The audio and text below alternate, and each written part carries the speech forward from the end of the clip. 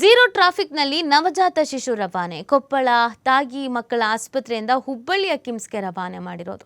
ಕೊಪ್ಪಳದ ಗುತ್ತೂರು ಗ್ರಾಮದ ನವಜಾತ ಶಿಶು ರವಾನೆ.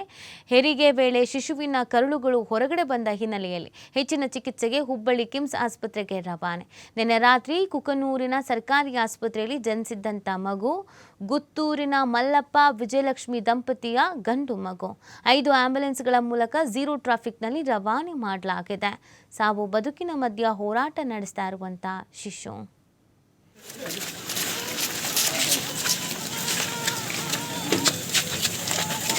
ಯಾರು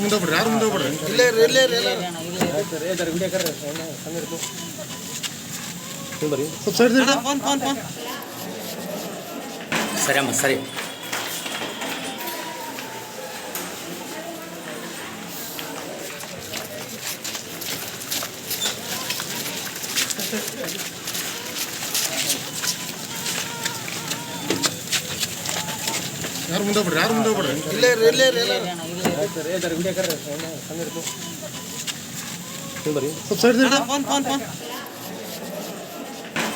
ಸರಿ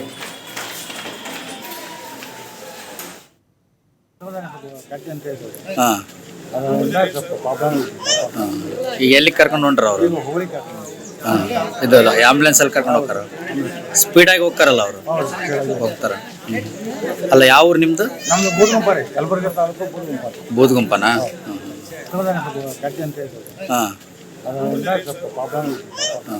ಈಗ ಎಲ್ಲಿ ಕರ್ಕೊಂಡು ಹೊಂಟ್ರ ಅವರು?